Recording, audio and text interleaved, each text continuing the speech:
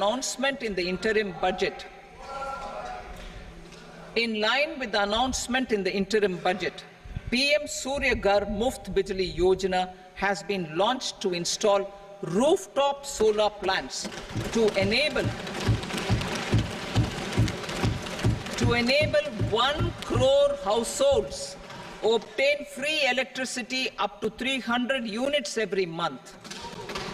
The scheme has generated remarkable response with more than 1.28 crore registrations and 14 lakh applications, and we will further encourage it.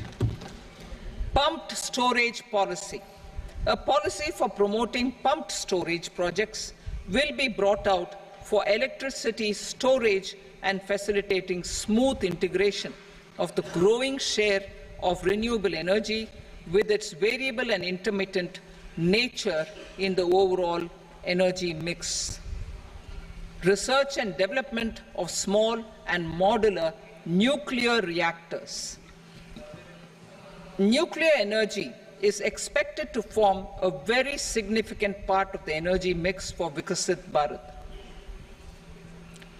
Towards that pursuit, our government will partner with the private sector for 1.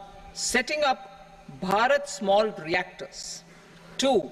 Research and development of Bharat Small Modular Reactor, and 3. Research and development of newer technologies for nuclear energy. The R&D funding announced in the interim budget will be made available for this sector also. Advanced ultra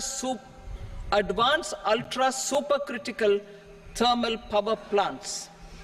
The development of indigenous technology for advanced ultra supercritical thermal power plants with much higher efficiency has been completed. A joint venture between NTPC and BHEL will set up a full-scale 800 megawatt commercial plant using AUSC technology. The government will provide the required fiscal support. Moving forward, development of indigenous capacity for the production of high-grade steel and other advanced metallurgy materials for these plants will result in strong spin-off benefits for the economy. Roadmap for hard-to-abate industries. A roadmap for moving the hard-to-abate industries from energy efficiency targets to emission targets will be formulated. Appropriate regulations for transition of these industries from the current perform, achieve and trade mode to Indian carbon market mode will be put in place.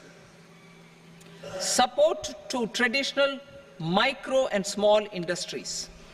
An investment-grade energy audit of traditional micro and small industries in 60 clusters, including brass and ceramic, will be facilitated. Financial support will be provided for shifting them to cleaner forms of energy and implementation of energy efficiency measures. The scheme will be replicated in another 100 clusters in the next phase. Priority 7, infrastructure investment by central government. Significant investment the central government has made over the years in building and improving infrastructure has had a strong multiplier effect on the economy. We will endeavour to maintain strong fiscal support for infrastructure over the next 5 years in conjunction with imperatives of other priorities and fiscal consolidation. This year, I have provided 11,11,111 crore rupees for capital expenditure. This would be 3.4% of our GDP. Infrastructure investment by state governments. We will encourage states to provide support of similar scale for infrastructure subject to their development priorities. A provision of 1.5 lakh crore rupees for long-term interest-free loans have been made this year also to support the states in their resource allocation. Private investment in infrastructure. Investment in infrastructure by private sector will be promoted through viability gap funding and enabling policies and regulations. A market-based financing framework will be brought out. Pradhan Mantri Gram Sadak Yojana, Phase 4 of the PMGSY will be launched to provide all-weather connectivity to 25,000 rural habitations, which have become eligible in view of their population increase. Irrigation and flood mitigation. Bihar has frequently suffered from floods, many of them originating outside the country. Plans to build flood control structures in Nepal are yet to progress. Our government, through the Accelerated Irrigation Benefit Program and other sources, will provide financial support for projects with estimated cost of 11,500 crore rupees,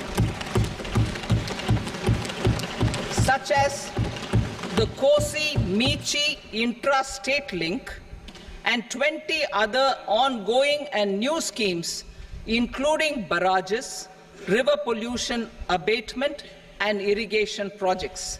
In addition, survey and investigation of Kosi-related flood mitigation and irrigation projects will be undertaken.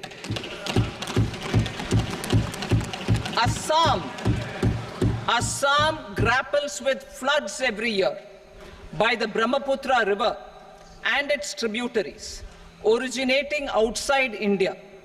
We will provide assistance to Assam for flood management and related projects.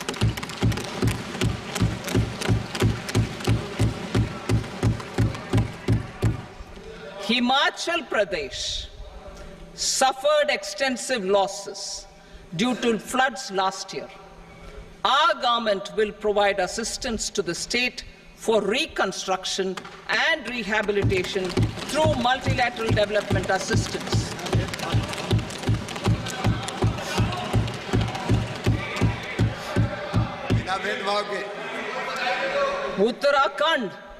Uttarakhand too suffered losses due to cloudbursts and massive landslides. We will provide assistance to the state. Recently, Sikkim witnessed devastating flash floods and landslides that wreaked havoc across the state. Our government will provide assistance to the state. Tourism. Tourism has always been a part of our civilization. Our efforts in positioning India as a global tourist destination will also create jobs, stimulate investments, and unlock economic opportunities for other sectors. In addition to the measures outlined in the interim budget, I propose the following measures. Vishnupad Temple at Gaya and Mahabodhi Temple at Bodh Gaya in Bihar are of immense spiritual significance. Comprehensive development of Vishnupad Temple Corridor and Mahabodhi Temple Corridor will be supported, modeled on the successful Kashi Vishwanath Temple Corridor to transform them into world-class pilgrim and tourist destinations. Rajgir holds immense religious significance for Hindus, Buddhists, and Jains. The 20th Tirthankara Muniswarata temple in the Jain temple complex is ancient. The Saptarishi, or the 7 hot springs, form a warm water Brahmkund that is sacred.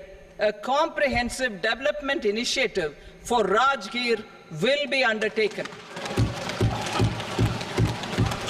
Our government will support the development of Nalanda as a tourist center, besides reviving Nalanda University to its glorious stature.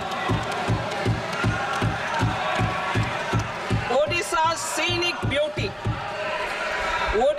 scenic beauty, temples, monuments, craftsmanship, wildlife sanctuaries, natural landscapes, and pristine beaches make it an ultimate tourism destination. Our government will provide assistance for their development to Odisha as well. Priority 8, innovation,